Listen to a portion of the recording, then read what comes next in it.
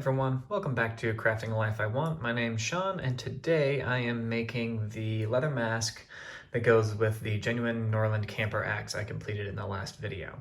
Hopefully this would be a fairly quick build. I'll walk you through how I go about making a paper pattern that I then transfer to leather, and then the process for completing that mask. Alright, so here's the design I made, and I'll talk you through kind of how I did that. I started off by putting my, putting my axe on the paper, and then I went ahead and traced it. I then took that line and slid out about 1/2 inch to leave room for stitching and a welt. The welt goes between the two layers of leather that keeps the sharp bit from cutting your stitching. And then the next step is that I folded up the axe and lined it up and traced the top section, which gave me this triangle here, which again covers the top portion. So that's the additional leather I'll need to make the bend over the top. I then cut out my bottom section, leaving the top thick, and then folded over my center line, and then traced and cut here, which is what gave me my mirror between the two. Once that was done, I was able to look at just half of it. Let me zoom you in and start determining what I want to do for a design. So I took the welt area and planned to do 2 stitching grooves here and down along the bottom, and we'll do a double line of stitching across there, and then those same 2 grooves will be carried up through the curves, up over the top, and then down the other side, and those are purely aesthetic. And then the strap will go, I actually think it's gonna go here in the turn rather than up here. Obviously I drew 2 of them, and then once it's in leather it will sit on the axe like that. These will be stitched together, and then that strapping will come from here, slide underneath the head here so it won't slide up and off, and then it will clasp either here or on the other side, and it'll be either a snap or a post that you just slip the leather, a slitted leather strap over. So the next step is to give my 4-month-old a bottle, and then I will bring you back for transferring this to leather and what you have to pay attention to while you're doing that. All right, so I'm using a what's called a tooling belly, and these come in these little rolls at Tandy Leather anyways, and they're fairly thick. They're fairly thick leather, but they work pretty well for this type of stuff. I actually really like them for knife sheaths and axe masks. They take oil well, they take dye well. The only thing is that their thickness is relatively inconsistent from place to place, but that doesn't matter a ton for most of the work I'm doing. But I do plan on buying a more consistent piece of leather next time I need to purchase leather. But so for this, I tend to just find the place that's the most efficient use of leather. And so this leaves enough over here that I can make something else out of it. And then I'm gonna go ahead and trace my pattern on the leather. I'm gonna do that with a pen and be a little proud because I'm gonna come back through and sand a bunch of this down.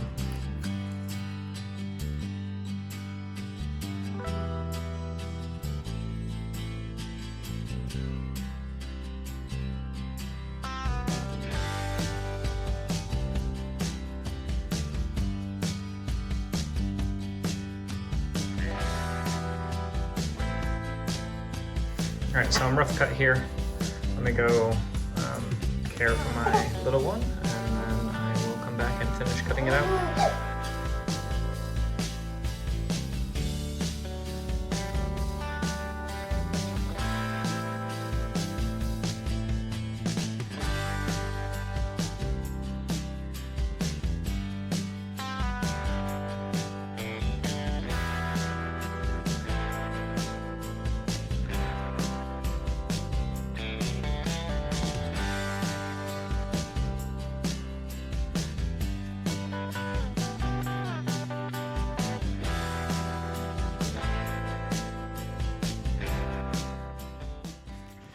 All right, so these lines here indicate where the leather will be folding. And so I want these to be relatively crisp corners. So I'm actually going to groove out. And this is a lino cutter for linoleum. And I would rather have a leather groover, but this will work. So I'm gonna go ahead and use this to cut my grooves. The way I got these lines is that I traced the top of the axe on the underside of the leather.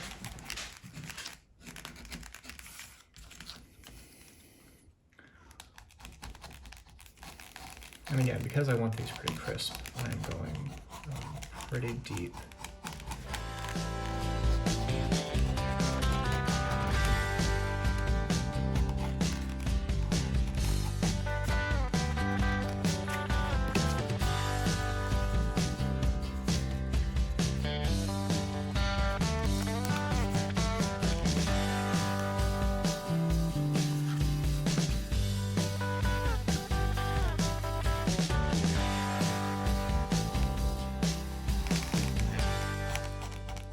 So that will allow it, once I wet it,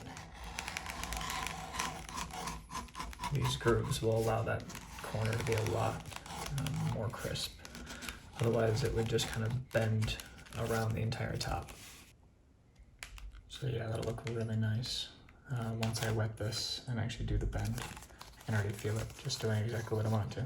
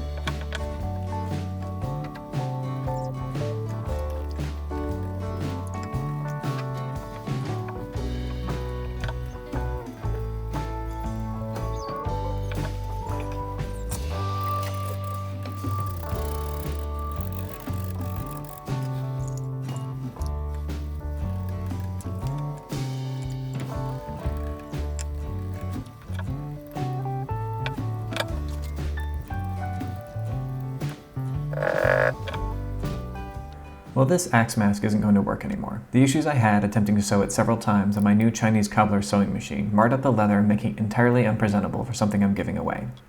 In an attempt to turn lemons into lemonade, I went out and went through my project axe bin and found a genuine Norlund Hudson Bay pattern axe that this mask fits surprisingly well. So instead of waiting until that axe gets restored to finish this mask, I decided to modify the design a little bit and finish it up now for this video. I'll be riveting instead of stitching and reworking the plan for the strap, as well as foregoing some of the details I had planned. The strap will end up being shorter and snap around the head to keep it in place until I can get to the restoration of the head. So here's that head I was talking about.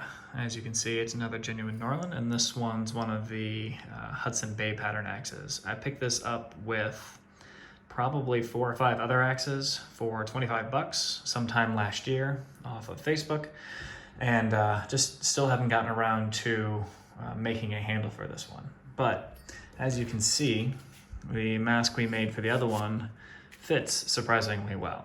So since I no longer have a handle to work with, I'm actually going to take the strap and probably here, I'm debating between here and here, attach the strap on the other side and then just have it wrap around like this, just as an example. And this will be how it holds the head on rather than wrapping around the pole. So I am gonna start working on getting this piece of leather ready for attaching it. I'm going to rivet it in on the far side, and then on the near side, I'll do a snap. So I went ahead and narrowed out my strap. It's now only 3/4 of an inch wide. I also rounded the tip, just because everything on this mask is vaguely rounded. So I'm just kind of going with that theme.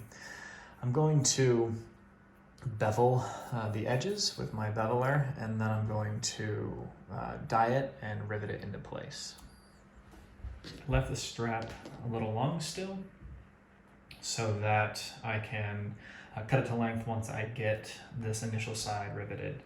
I'm still trying to determine which side I want the rivet on. The majority of axes have their stamp on this side because right-handed person holding their axe is looking at this face. Norlands have it on this side, and so I'm questioning whether or not I want the rivet head on this side or the snap on this side. And I think I'm going to put the rivet head on this side. It'll give it a cleaner look and with the stamp, and since I'm right-handed, if I'm going to be using it, the snap on this side makes more sense for me. The other thing that's not going to look quite right on this is that the only rivets I had long enough for 3 pieces of leather are these gunmetal silver rivets. What are these exactly?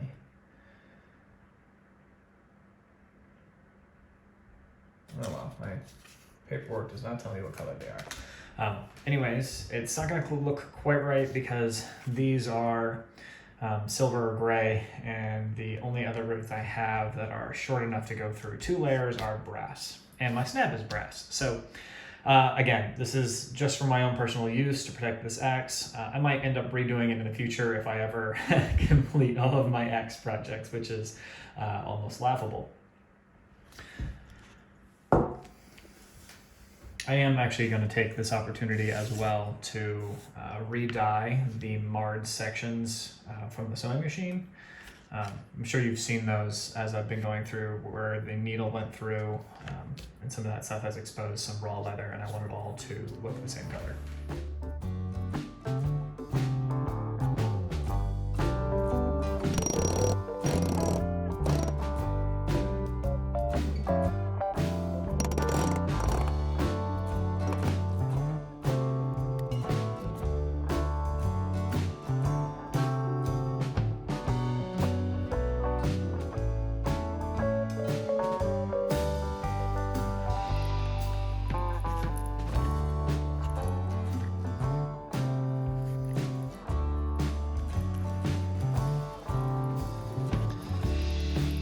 Now, because I am using old junky rubber cement instead of contact cement like I'm supposed to, you're going to notice that there's some gapping here, and that's for several reasons. One, this was intended to be stitched, and so if it were stitched, that have all been held down tightly by the stitching. Two, like I said, the rubber cement doesn't do nearly as good of a job, and my container of rubber cement is actually just gone bad, so I may do with what I have, but I need to get some contact cement. But what I do want to point out is that with just a little bit of beeswax and a little bit of work with a smooth piece of wood, you can get a nice, beautiful shine on these and seal up a lot of those fibers. Now again, like I said, you're going to see gapping off and on. If that really bothers you, like I said, I would use a better product or stitch it or put more rivets in. Either way, I'm really happy with how this is looking. I'm going to continue this through the rest of the edges and as much of the strap as I can do. Generally speaking, what you want to do is do all of these edges before you put the strap on, just because it's easier to access.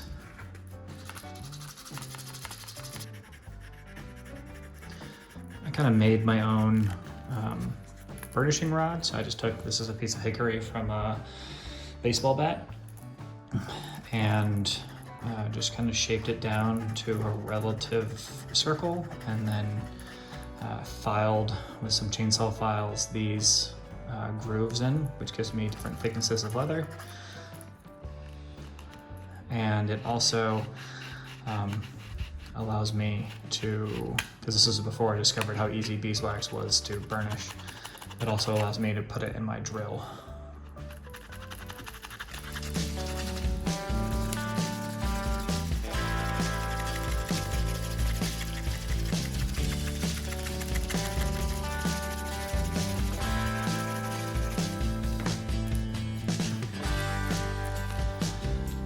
Alright, so the last stage is finishing it. For my axe masks, I like to use neat's foot oil. You can use a bunch of different stuff. I've got some of this. I also, for some of my leather products, I like using Chelsea Leather Food, which is this. This gives it a nice shine. I used this for my leather soccer cleats throughout most of college.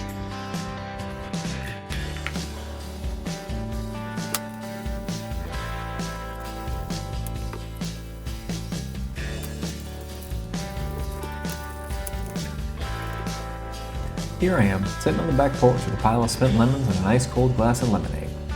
You know, we all fail from time to time, but what really matters is how we let that failure affect us. Do we throw away the failed object and quit? I've certainly thrown away many failed projects, but for this one, I decided to make something useful from the failure. And I'm really happy with how the final product turned out, considering the issues that I encountered during this build.